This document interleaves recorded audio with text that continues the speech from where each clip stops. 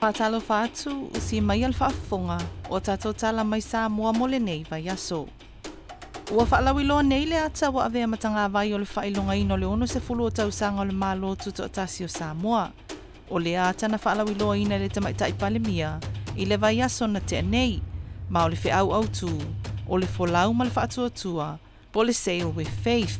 Na whaali e fia me o se au tu tala whea ngai ma whaamatala inai, le whainga malanga sa moa i le ono se fulu tausanga o lona tuto tasi. O le ata fo i olo o whaasino inisi o mea i longa na te tupu le tala whaasolo pito, na fufua ina i le tuto atasi o le atu nuu i la nanga nuu, ma tali tonunga whaakerisia no i peyo na atangia, i le whaavai o le malo tuto tasi. O le ata o manu malo na tu whaatasia le kampania le Blue Wave Samoa, mana tau au ina i le whailonga tupe e lima fe tala. O le whaonga ina le ata i whaasala launga fiso o tae masau ningo le ono se fulu tausanga o le tuto atasi.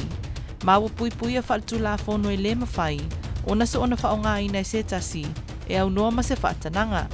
Ua iei fuafuanga al malo e ato le tausanga o sauninga ese, mo le whailonga ino le ono se fulu tausanga o le tuto atasi. Ma o nisi o nei sauninga e whaatino ina inu itua, ina ia o fia i le atu nuu lau tele. E a mata ia sauninga le sisi ino le fua i le aso mua uni, e peo na masania i le malai ti a whau. O na whaanga solo ai leo sauninga mo le tausanga atua, se ia au lia le aso mulimuli o me, lua fe lua sifun maltolu. O lo wha moe moe o se taimila tamai o le a whaalawiloa inai, le pol kalame au ili mo le tausanga atua. E to o lima sui whaatatu o whaaloiloa ina suafa o le atau vai le whainga palo tala ititi, a le tu malo ngangai fo maunga numera lua, i le aso tolu o uni. O le asa ili e se sui whai pule, e sui tūlanga ia va ele paia aua iona se kuini, lea wa tu umalo. O sui whaatatu e au fia e sui tuto atasi e tu o lua, o whale sau pule vai a lia Yosua, ma fo i sala lilo tu uioane. E lua sui o le HRPP, o so o alo fine aso poka so o alo, ma so o alo umi feo mene, ma le sui e tu atasi o le fast, ia lo mia tau loa moa whanua si a anga. O lo iai le avanoa e fesilingi ai le anga va au se sui le whaamasinonga, ma o lo avanoa fo i ona tu e whaau i tua, se suafa o se sui, ua sui lo na mawhau, ai le ia o le aso le palota.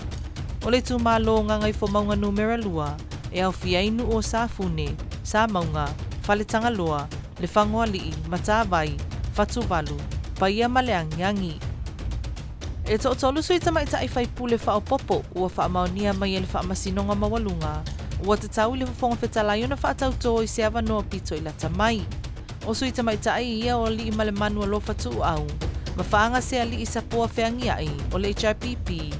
Le wato fia o sui e whamalia ina i se fulu paseno tamaita ai, i te tono le pale mene, e tusa male vaenga wha se fulu wha pui tasi AA, ma le wha se fulu wha pui tasi AB, ma le wha se fulu wha pui tasi BB o le wha vai. O le sui lona tolo to o mata nora leota, ua wha maonia i lalo le vaenga wha se fulu wha pui tasi AB, ma le wha se fulu wha pui tasi I o le wha vai.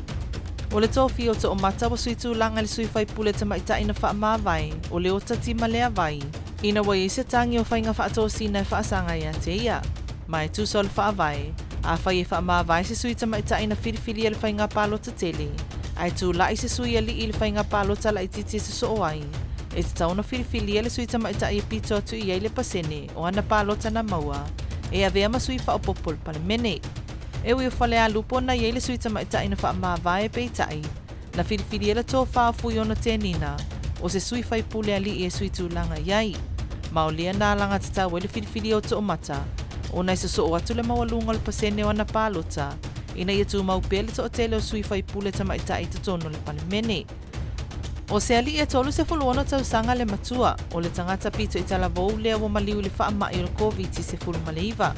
E tu so wha maunga le matanga luenga o le soifua maloloina. O le ali e le i whaieni o na tui pui pui o le wha mai, mai le aifo ini o na ngase tu mau. O le isi tangata e pito i ailo na matua o se tina e lima se fulu iwa tau sanga le matua, e le i whaia fo ini o na tui pui pui, mai i aio na ngase tu mau. Ua o atu i le lua se fulu wha tangata sa mo o maliliu le COVID. Talo na sau i tua le siama o le wha mai le aso se fulu fitua mati o tau sanga nei. O lo wha mawina i li po te la matanga luenga, o le to telo le lua se fulu wha wa maliliu o tangata matatua, e au fie le to o lua na maliliu talua i nei, o se tina iwa se fulu wha tau sanga, Ma se tama e valu se fulu tausanga le matua. O le lipo tipito e la tamai le aso se fulu o me. O lo o whaalia ile o atu ile se fulu ta siafe. Lua se lau tolu se fulu fitu tangata wa lipo tia le afia le whaamai. Peita i o lo o iei nisi o lo o afia. Ai le o lipo tia le matanga luenga o le soifua malonoina. Ua tau ao ina se whailonga tau aloa i se tama ita ita lavau Samoa. Ilo na sao ili whaalau ilo ina o afianga o suinga o le tau. Ai mai se mo atu motu la iti. Malona tama whaina ia au fia tangata talavau o le lalolangi. I se tala noanga mawhetu whainga o afianga o le suinga o le tau. O le tama ita i o Brianna Fruin. Ma o le whailonga wa ia maua le Oceania Global Citizens Prize Award. Na matalanga luenga le tama ita ita lavau ai whaato asfutasi o na tausanga. Ma na whiriwhiri ai o ia ita i mua. I le whaalapo taputonga wa ta ua le 350.org mo Samoa. I le se fuluono ai o na tausanga. O ia se tangata pito i tala vauna manu malo i le whailonga tawaloa. Mo tupulanga al whaalapo taputonga al tupulanga Peritania. Na iei whailona sao i le whono ta i o malo le lalolangi. Le ana tala noa i 94 mo suingo le tau. Le COPS 26. Le ana whai eskotilani le masino November tausanga na te anei. Na ia whaalia i tai. Ina ia lato manatua i le na o upu e tusi i lalo i pepa.